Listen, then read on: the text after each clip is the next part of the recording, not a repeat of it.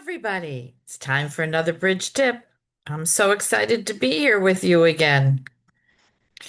Today, we're going to talk about a convention called Baze, and it's used for slam bidding after you and your partner have had a Stayman auction and a fit is found, meaning you found a good trump suit.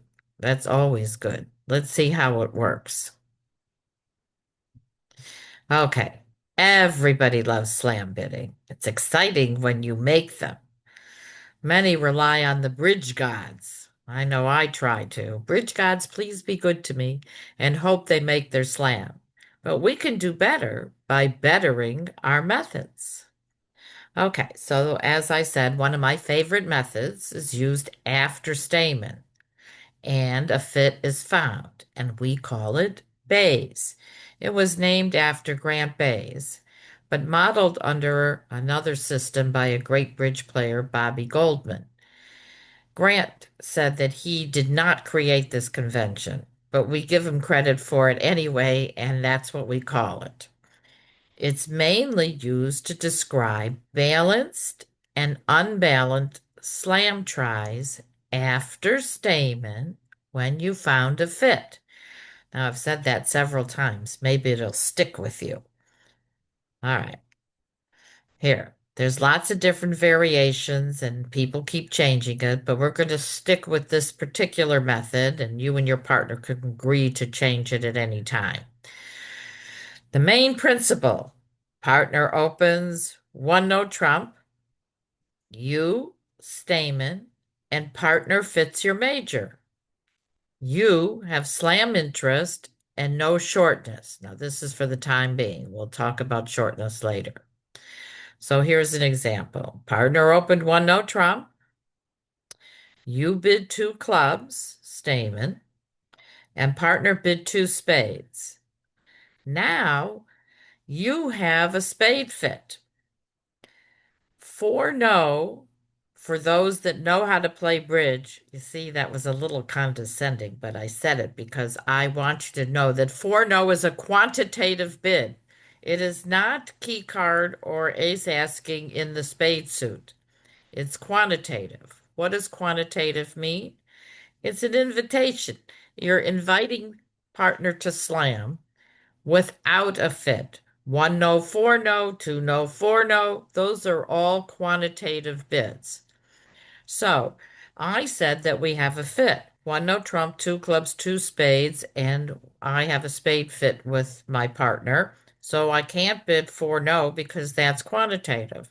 So how do I key card in spades if I want to, if I really like my hand for slam? I use four clubs.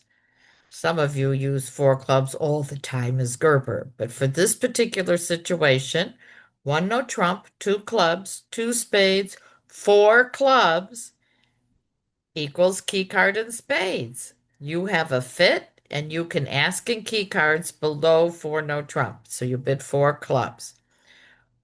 One no trump, two clubs, two spades, four diamonds says I have a balanced slam try. It is not key card. It just tells partner I have a balanced slam try, meaning I don't have shortness, and I've agreed on your spade suit that you bid after Stayman.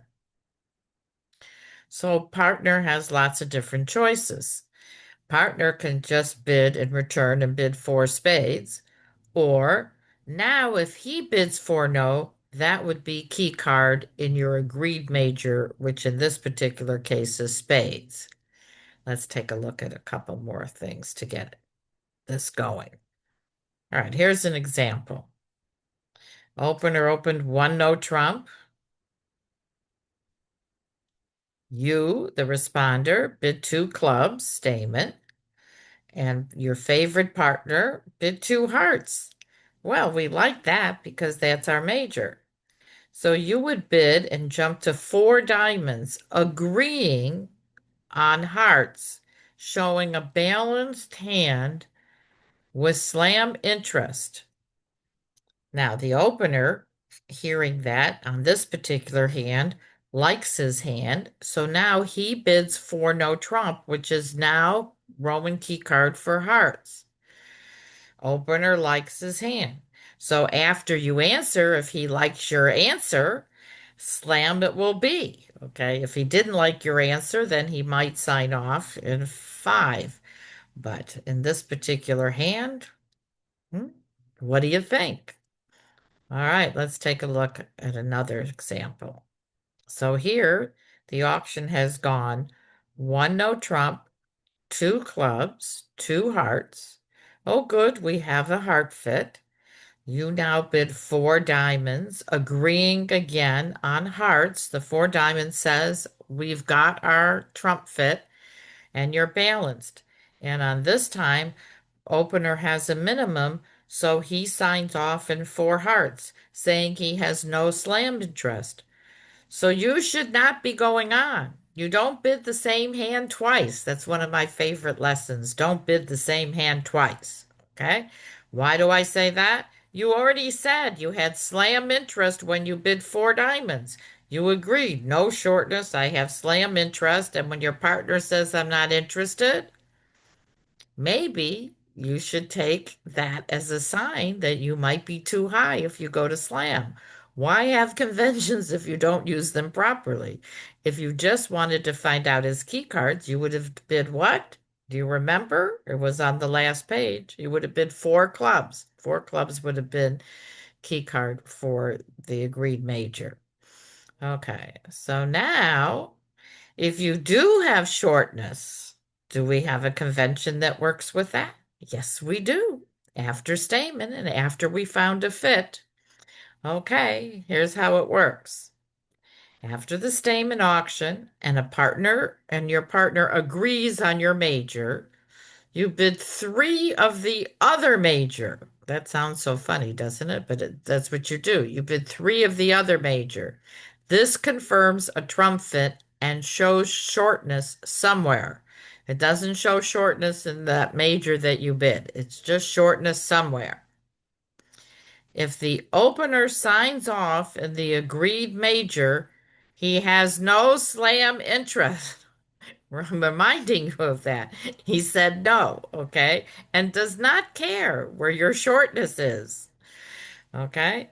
But if he has interest and wants to know where your shortness is, he bids three no trump to ask. It is not to play. You've agreed on a major. Perhaps at the end of the auction, you might choose to play in no trump. Like, let's say instead of playing in six hearts or six spades, you might decide to play for match points in six no trump. But for the moment, the three no trump bid is an asking bid. It's asking where is your shortness. This can help him judge his hand to know if he wants to be in slam or not. Depending on where your shortness is, it might make his hand better or it might make it worse. Okay, here's an example.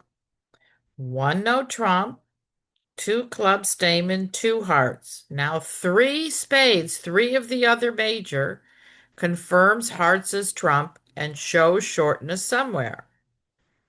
All right, so if opener has slam interest, he bids three no, which is an asking bid saying, where is your shortness?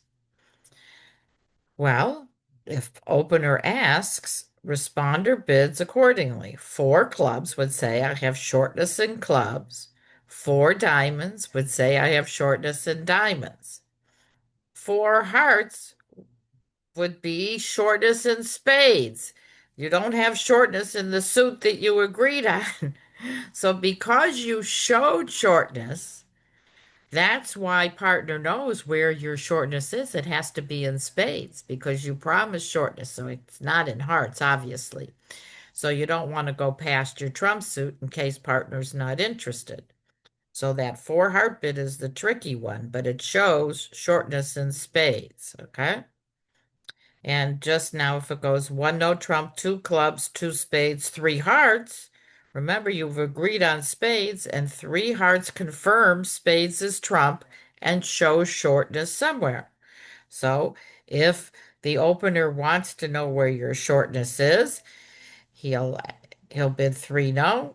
And if you're asked, four clubs or four diamonds or four hearts would all show shortness in support of your agreed trump suit. In this case is, do you remember? It's right there, spades. Okay,